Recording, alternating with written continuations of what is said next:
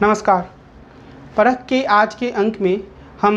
भारत के लोकतंत्र की कुछ चुनौतियों की बात करेंगे, लेकिन इन चुनौतियों की बात करते वक्त हमारा मुख्य ध्यान जॉन स्टुअर्ट मिल की पुस्तक कॉन्सिडरेशंस ऑन रिप्रेजेंटेटिव गवर्नमेंट पे रहेगा। मिल ने यह पुस्तक 1861 में प्रकाशित की थी और इस पुस्तक में उन्होंने प्रतिनिधिमूलक लोकतंत्र की कुछ खूबियों की बात की थी। उसे और कैसे बेहतर बनाया जाए इसके बारे में उन्होंने बात की थी। निश्चित रूप से जब मैं मिल के इस पुस्तक पर बातचीत आपके सामने प्रस्तुत कर रहा हूं, तो मंशा यह नहीं है कि मिल के सारे तर्कों को हम बिना किसी जांच परख के अपना लें, और निश्चित रूप से मेरा खुद का यह मानना है कि मिल के तर्कों में कई कमियां हैं। लेकिन इसके साथ ही हमें यह भी स्वीकार करना होगा कि मौजूदा समय में हमारे देश का जो लोकतंत्र है वह कई तरह की चुनौतियों से घिरा हुआ है। कई बार ऐसा लगता है कि हम एक लोकतांत्रिक शासन में रह रहे हैं, लेकिन वहाँ पर जो नागरिक स्वतंत्रताएं हैं वह लगातार सीमित होती जा रही हैं। हमारी जो रिप्रेजेंटेटिव बॉडीज़ हैं वहाँ पर काम बहुत कम होता है और हंगामा लगातार होता है। कई बार ऐसा भी सामने आता है कि जो सरकार है वह खुद इस तरीके से काम करती है मानो वह चाहती हो कि संसद का कामकाज ना चले। मिसाल के तौर पर संसद के पिछले सत्र में जो सरकार थी उसे सिर्फ यह करना था कि वह विपक्ष की इस मांग को मान लेती कि उसे पेगासस पे बातचीत करने की जो मांग है विपक्ष की वो मानने के लिए तैयार है, लेकिन सरकार ने ऐसा नहीं किया। तो इन सभी परिस्थितियों में कई बार यह लगता है कि जब आपके प्रतिनिधिमूलक संस्थाएं सही तरीके से काम नहीं कर रही हों, जब आपके नागरिक या नागरिकों का एक बड़ा तबका जो मध्य वर्ग है वो आमतौर पर संतुष्ट हो, और जब लोग अपने वोट की कीमत को लेकर बहुत ज़्यादा सजग ना हों, तो क्या सच में लोकतंत्र या रिप्रेजेंटेटिव गवर्नमेंट सही तरीके से काम कर रहा है? अब इन पहलुओं पे जब हम बातचीत करते हैं और हम जॉन स्टुअर्ट मिल के पास जाते हैं, तो मिल अपनी पुस्तक में एक बहुत ही महत्वपूर्ण बात कहते हैं। मिल यह कहते हैं कि जो नागरिकों की स्वतंत्रताएं होती हैं, जो नागरिकों के अधिकार होते हैं, उसमें एक बार को आप यह मान सकते हैं कि जहाँ पर डेस्पोटिज़म है या तानाशाही है वहाँ के लोग अपने अधिकारों के प्रति जागरूक होते हैं, लेकिन जहाँ पर रिप्रेजेंटेटिव गवर्नमेंट होती है, जहाँ पर प्रतिनिधिमूलक लोकतंत्र होता है, वहाँ पर यह डर लगातार बना रहता है कि नागरिक अपने अधिकारों को लेकर उदासीन ना हो जाए, क्योंकि उन्हें यह लगता है कि हमारी जो सरकार है वह बहुत ही उदार है और वह सरकार कोई ऐसा काम नहीं करेगी जिससे हमारी नागरिक स्वतंत्रताओं को खतरा पहुँचे। तो मिल यह कहते हैं कि जो भी लोकतांत्रिक सरकार है या जहाँ भी रिप्रेजेंटेटिव डेमोक्रेसी का मॉडल काम कर रहा है, वहाँ पर नागरिकों को ज़्यादा सजग होने की ज़रूरत है।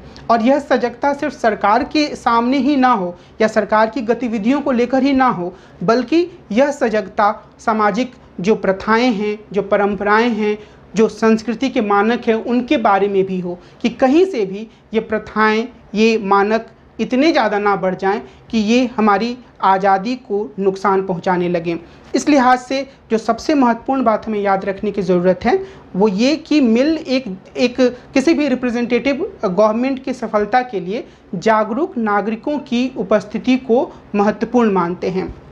दूसरे स्तर पर मिल यह कहते हैं कि कोई भी सरकार हो उसका दो तरह का काम होता है। पहला काम जो है वो ये है कि जितने भी नागरिक हैं उनकी जो भी क्षमताएं हैं, उनके पास जो भी काम करने का सामर्थ्य है वो उसका सही तरीके से इस्तेमाल करें। और दूसरी जो बात है वो ये कि ये जो अलग अलग तरह के नागरिक हैं उन सभी की नैतिक बौद्धिक जो क्षमता है उसमें लगातार विकास सरकार करें। मिल यह कहते हैं कि अगर कोई तानाशाही सरकार हो तो वह भी पहला काम कर सकती है, यानी जो नागरिकों की क्षमताएं होती हैं उनका इस्तेमाल सही तरीके से कर सकती है। लेकिन जो दूसरा काम है जहां पर नागरिकों का बौद्धिक नैतिक विकास हो, वो काम अच्छे तरीके से एक रिप्रेजेंटेटिव गवर्नमेंट के भीतर ही हो सकता है। मिल यह कहते हैं कि जो भी एक स्थिति होती है जहाँ पर लोग कुछ बातों को रखते हैं, कोई सोच विचार करते हैं, किसी तरह की मांग करते हैं, तो उसके बारे में कई बार यह कहा जा सकता है कि असल में यह लोगों की अपरिपक्व मांग है या नासमझी से भरी हुई मांग है, या लोग अपने भलाई को अच्छी तरीके से नहीं समझ पा रहे हैं। जैसे कि कई बार किसान आंदोलन के संदर्भ में हिंदुस्तान में यह तर्क भी दिया जाता है कि ये किसान अपनी भलाई को नहीं समझ पा रहे हैं कि भविष्य में उत्पादन कितना ज़्यादा बढ़ जाएगा, या इसी तरीके के जो कई और तर्क दिए जाते हैं। तो यहाँ पर मिल का यह कहना है कि किसी भी समाज में, लोकतांत्रिक समाज में, अगर कोई व्यक्ति या समूह एक खास समय पर एक खास चीज़ की मांग कर रहा है तो उसे उस समय उसके रियल इंटरेस्ट के रूप में देखा जाना चाहिए। यह नहीं कहा जाना चाहिए कि वो इन चीज़ों को समझ नहीं पा रहा है, क्योंकि वो उस समय अपने रियल इंटरेस्ट को उसी रूप में देख रहा है और उसको सामने रख रहा है। और इसीलिए जॉन स्टुअर्ट मिल ने इस बात पर जोर दिया कि जो वोटिंग राइट्स है उसको बढ़ावा दिया जाए, उसको ज़्यादा से ज़्यादा लोगों को वोट देने का अधिकार दिया जाए। और इसीलिए उन्होंने महिलाओं को वोट का अधिकार देने का समर्थन किया। लेकिन मिल इसके साथ एक और पहलू जोड़ते हैं, और मिल एक विचार रखते हैं कि प्लूरल वोटिंग का विचार। पहली बात तो ये है कि वो चाहते हैं कि जिसे भी मताधिकार मिले, जिसे भी वोट देने का अधिकार मिले, वो शिक्षित हो। लेकिन उनका यह कहना है कि जो व्यक्ति ज़्यादा शिक्षित होगा, जो व्यक्ति ज़्यादा योग्य होगा, जिस व्यक्ति में ज़्यादा चीज़ों को तार्किक तरीके से समझने की क्षमता होगी, उसके पास ज़्यादा वोट होने चाहिए। यानी कि एक स्तर तक जो शिक्षा प्राप्त लोग हैं सबको एक वोट मिले, और उसके बाद जैसे जैसे वो श्रेणी बढ़ती जाए वो 5 वोट तक जाते हैं कि जो प्रोफेशनल हैं या पीएचडी किए हुए या पढ़े लिखे, यूनिवर्सिटी में पढ़े लिखे लोग हैं, उन्हें 5 वोट तक दिया जाए। अगर कोई फोरमैन वगैरह का काम कर रहा है तो उसे 2 अतिरिक्त वोट दिया जाए। तो ये एक ऐसा ग्रेडेशन है, एक ऐसा श्रेणीकरण है जिसमें मिल का भरोसा है कि जो लोग विभिन्न पहलुओं को बहुत बेहतर तरीके से समझ पाते हैं, उन्हें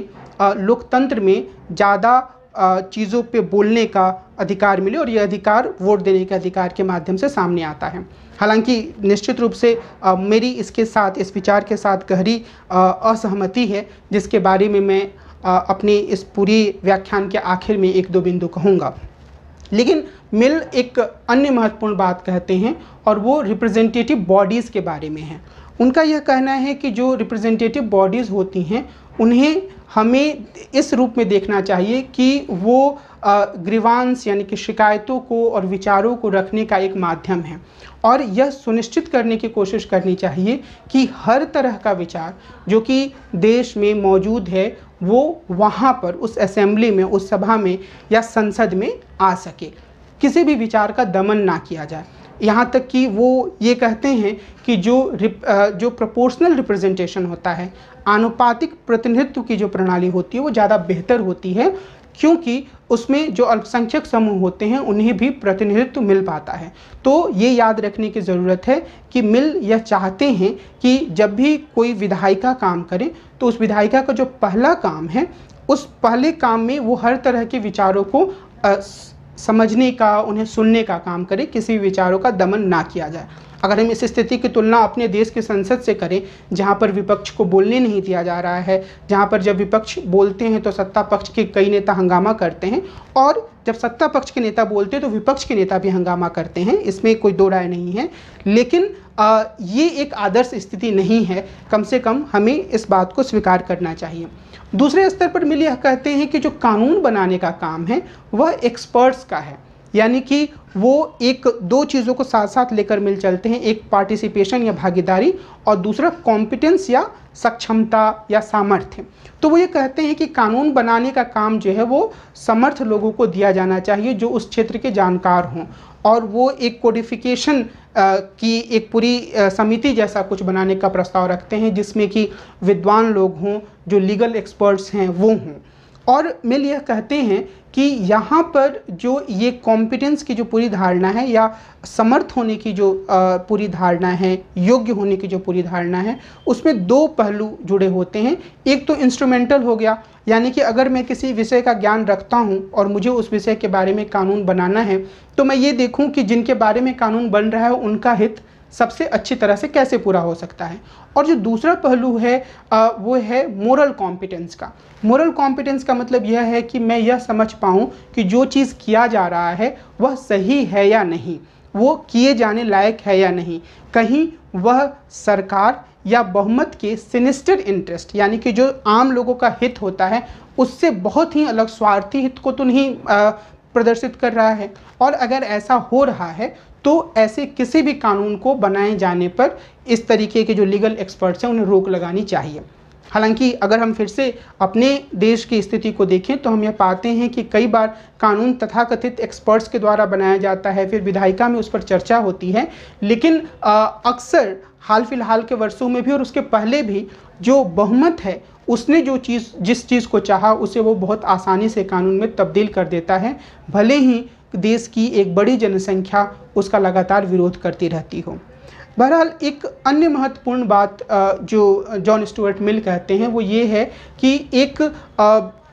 ओपन वोटिंग का कॉन्सेप्ट होना चाहिए, यानी कि लोगों को इतना समर्थ होना चाहिए, इतना योग्य होना चाहिए कि जब वो भागीदारी कर रहे हैं तो वो खुलकर ये बता पाएँ कि उन्होंने किसको वोट दिया है और उन्होंने जो वोट दिया है वो किस आधार पर दिया है। समाज के भीतर इतनी संवेदनशीलता होनी चाहिए कि वो हर एक वोटर से, हर एक मतदाता से यह उम्मीद करे कि जब वो वोट डालने जा रहा है तो वो अपना वोट जाति के आधार पर, रंग के आधार पर या इसी तरीके के जो बहुत ही फिक्स्ड किस्म के आइडेंटिटीज़ हैं उनके आधार पर ना देकर उस व्यक्ति या उस उम्मीदवार को दे रहा है जो कि सबसे बेहतर तरीके से लोगों के हितों को पूरा करने का वायदा करता हो।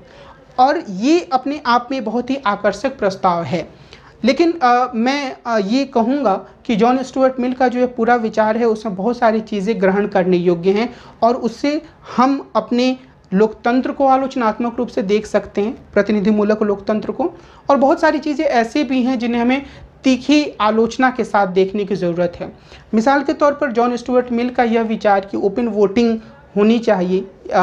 वो काफ़ी हद तक हिंदुस्तान के परिप्रेक्ष्य में बहुत सही नहीं माना जा सकता है, क्योंकि उसके लिए जिस तरीके की तार्किक समाज की होने की संभावना जिस तरह का तार्किक समाज होना चाहिए वो हमारे यहाँ नहीं है। गांव के स्तर पर इससे कई बार अलग तरह के दमन को बढ़ावा मिल सकता है। उसी तरीके से जॉन स्टुअर्ट मिल का यह विचार भी बहुत ज़्यादा ग्रहण करने योग्य नहीं है कि प्लूरल वोटिंग होनी चाहिए, क्योंकि हिंदुस्तान का जो पूरा लोकतंत्र है उसकी बुनियाद में यह बात थी कि जो शिक्षा, जो औपचारिक शिक्षा है उसे ही सिर्फ शिक्षा ना माना जाए। और कई बार वो लोग ज़्यादा विवेकपूर्ण तरीके से काम करते हैं जो औपचारिक रूप से शिक्षित नहीं होते हैं, और कई बार वो लोग धार्मिक उन्मादी